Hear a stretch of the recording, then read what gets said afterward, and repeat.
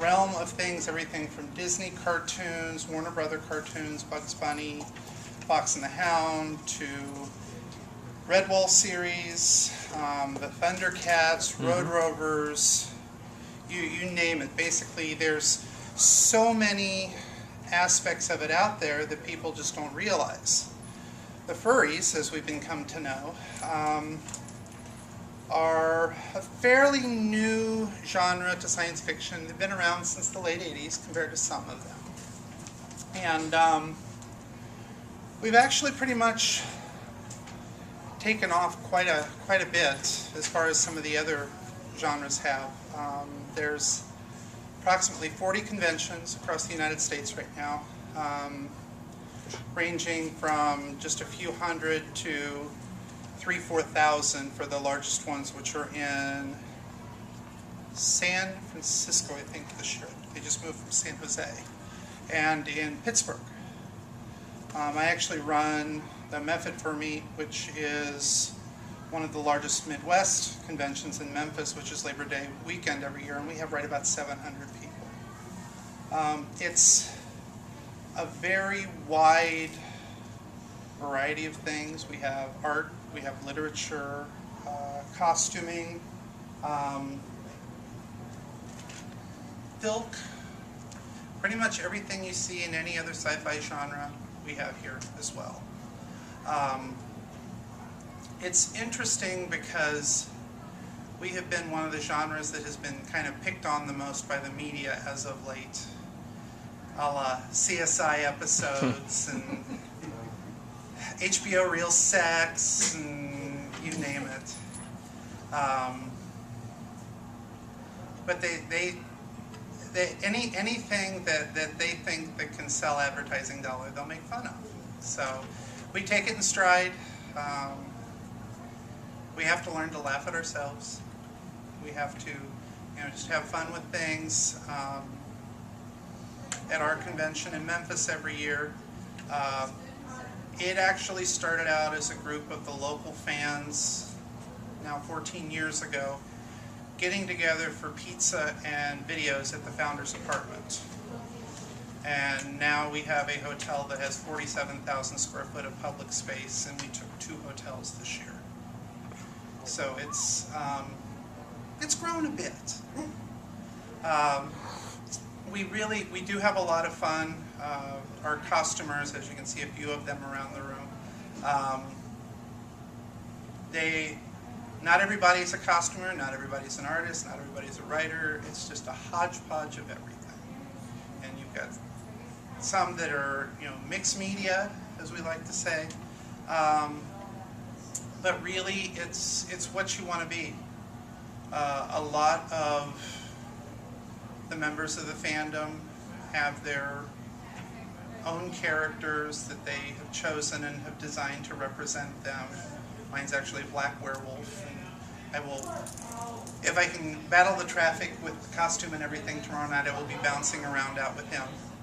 I know, Butch, you've got a gray wolf. Buska back there has his prehistoric bird. And then Servain has her cat. And some of us go a little more to the extreme as far as our characters. Some of us are more relaxed and don't even necessarily have a character. So that, again, it's both sides of the spectrum and everything in between. What I handed out to you gives you a good history of furry. Where to find a few things out there. There's a little bit, there's dozens and dozens of web pages now you can find about it. Fur Affinity is one of the biggest art sites. There's Furry for Life, which is effectively a Facebook for furry. There's Fur Nation is still around as an email list. Fur Nation was actually one of the first sites that came up when the internet came up back in the mid-90s. And that's actually how I found furry. I was looking at a story archive, and I noticed the URL at the bottom of the story. And I detected work and traced it back, and then found the world of furry. For me, I'm a costumer or fursuiter. I'm also one of the big event planners in the community. I plan local events here in St. Louis. We have coffee every other week that people get together. We have Mardi Gras party. We have a big bash for New Year's every year. And then we've got the two biggest conventions in the region is mine, which is in Memphis, which is MFM, and then the Midwest Fur Fest, which is in Chicago, which is the weekend before Thanksgiving, which is a really neat time. It's, I think, third largest now, they're expecting probably close to 2,000 people this year. And it's all over the world, every continent. I've got friends pretty much everywhere. I actually had the great pleasure of having a wonderful artist do some art for me a couple of years back who lived in Siberia. And it's the wonders of the internet has opened up so many things for so many different aspects. And I know, a lot of our lives have changed, with the advent of things like Facebook and such. And it's neat being able to connect with people on a daily basis, even that are halfway across the world.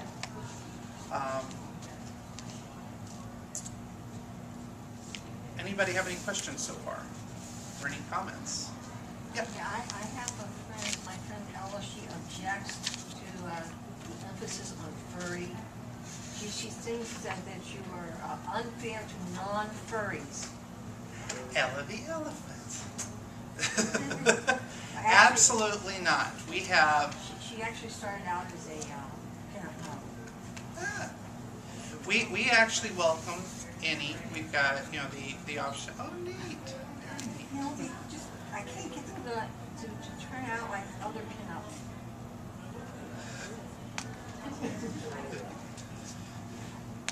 But yeah, I mean, furries is the generic term for us. But we have, the scalies, the feathers, and a little bit of everything else in between. So, it's a lumped term. Nobody is excluded, though.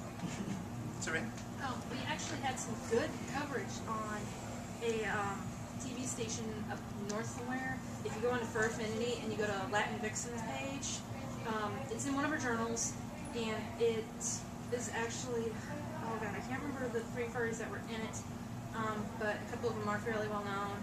And I mean, I watched it, Art watched it. We didn't hear one negative thing in the entire thing. It was almost a 5-minute long deal, and it was all positive, good stuff. And I even linked it on my Facebook page saying, "This is why I do this. This is why I dress up, because it lets me escape for a little while. It makes other people smile, makes me smile, because I get to go out and have fun, act like an idiot, and everybody expects it of me because of how I'm dressed." They did a full coverage. They even had, halfway through, they brought in a psychologist to give their explanation. Yeah. At that point, I'm like, no, this is not going to be good. Yeah. But they actually, it was good publicity. We've had our share of bad publicity, but we've had a lot of good publicity. The Tennessean, one of the local Memphis papers, did a wonderful article on furry about 4 years ago. Pitch Weekly, which is Kansas City's version of the Riverfront Times, did a piece about 5 years ago on furry that was really good. The Riverfront Times has done several pieces. We've even had pieces in the Post-Dispatch that have been very positive pieces. Furries tend to, we're a giving bunch. A good example is my convention, which is 700 people on average. For a lot of times you'll see the different charity auctions at the conventions. They will, do a couple grand for their charity, which is absolutely fantastic. and it still blows me away. I don't know how it's done, but in the